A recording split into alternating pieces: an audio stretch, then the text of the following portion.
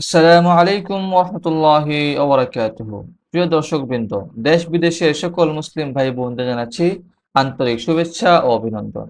আমি আব্দুল কাদির আপনাদের জন্য উপস্থাপন করছি একটি বিশেষ কোরআন শিক্ষা টিউটোরিয়াল সিরিজ। এই ভিডিওগুলোতে ধাপে ধাপে কোরআন মাজিদ শুদ্ধভাবে পড়া শেখানো হবে ইনশাআল্লাহ তাআলা।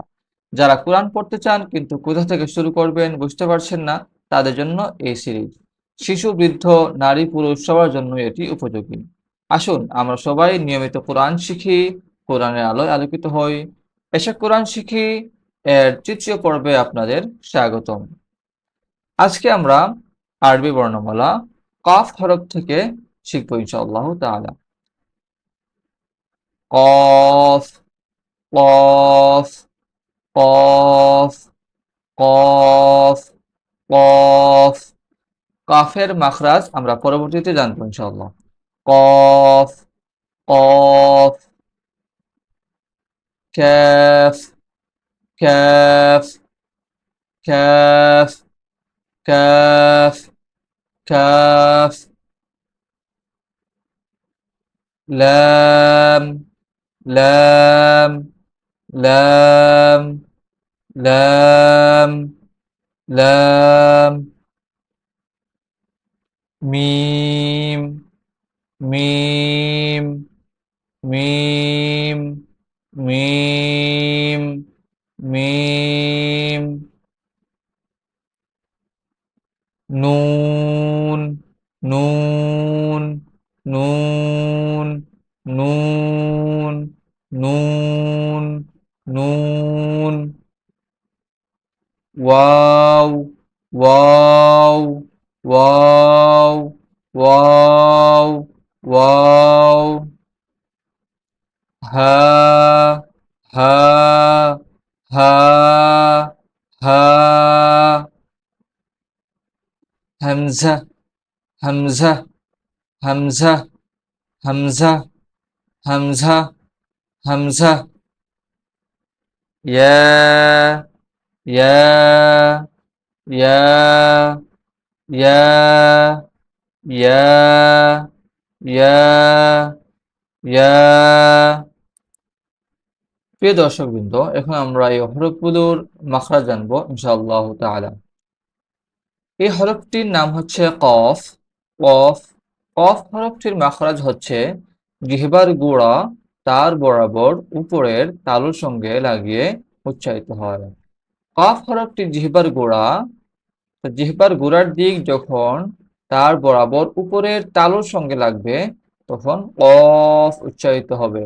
কফ, কফ। কফ উচ্চারণ করার সময় মুখের এরকম অবস্থা হয়।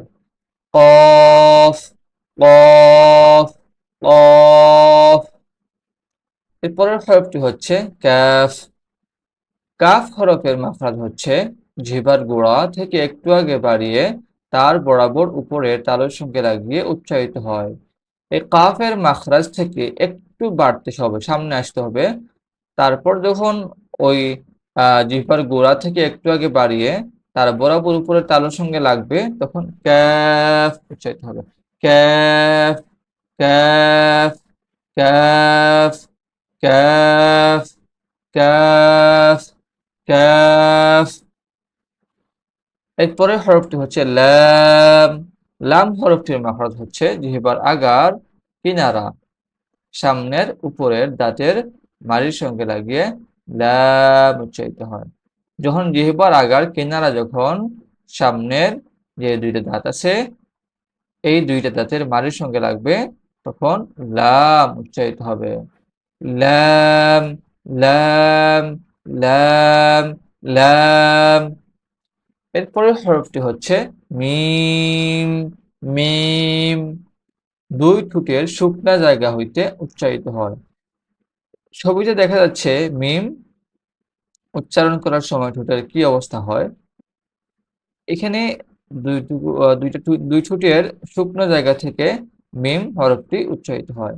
এই মিম হরফটি এই দুই ঠোঁটের শুকনো জায়গা থেকে উচ্চারিত হয়। মিম, মিম, মিম, মিম, মিম, মিম, মিম, মিম।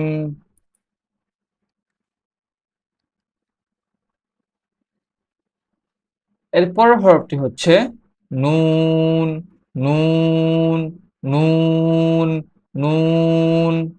জিহ্বার আগা তার বরাবর উপরের তালুর সঙ্গে লাগিয়ে নুন, নুন। জিহ্বার আগা যখন তালুর সঙ্গে লাগবে, তার বরাবর তালুর সঙ্গে লাগবে, তখন নুন উচ্চারিত হবে। নুন উচ্চারণ করার সময় মুখের এরকম একটা শেপ তৈরি হয়। নুন, নুন, নুন, নুন, নুন। এরপরে হরফটি হচ্ছে ওয়াও। দুই ঠোঁটের গোল করে সামান্য খোলা রেখে উচ্চারিত হয়। যখন দুইটা ঠোঁট গোল রাখা অবস্থায় সামান্য খোলা রাখা অবস্থায় ওয়াও হরফটি উচ্চারিত হবে। দুই ঠোঁট গোল করে সামান্য খোলা রেখে উচ্চারিত হয়। ওয়াও, ওয়াও, ওয়াও, ওয়াও, ওয়াও। এর পরের হরফটি হচ্ছে হা। হা হরফটি কণ্ঠনালীর শুরু হইতে উচ্চারিত হয়। হা, হা, হা। এর পরের হরফটির নাম হচ্ছে হামজা। হামজা হরফটি কণ্ঠনালীর শুরু হইতে উচ্চারিত হয়। হামজা, হামজা, হামজা, হামজা, হামজা। এর পরের হরফটি হচ্ছে ইয়া। ইয়া হরফটি জিহ্বার মধ্যখান তার বরাবর উপরের তালুর সঙ্গে লাগিয়ে উচ্চারিত হয়। ইয়া, ইয়া, ইয়া, ইয়া, ইয়া। আলহামদুলিল্লাহ, আজকের পাঠ আমরা এখানে শেষ করছি। আশা করি আপনারা উপকৃত হয়েছেন। ভিডিওটি ভালো লাগলে লাইক দিন, শেয়ার করুন এবং আমাদের চ্যানেলটি সাবস্ক্রাইব করতে ভুলবেন না। কোরআন শিক্ষা একটা সওয়াবের কাজ, তাই আপনি শিখুন, অন্যকেও কোরআন শেখার সুযোগ করে দিন। দেখা হবে পরবর্তী পর্বে ইনশাআল্লাহ তাআলা। আসসালামু আলাইকুম ওয়া রাহমাতুল্লাহি ওয়া বারাকাতুহু।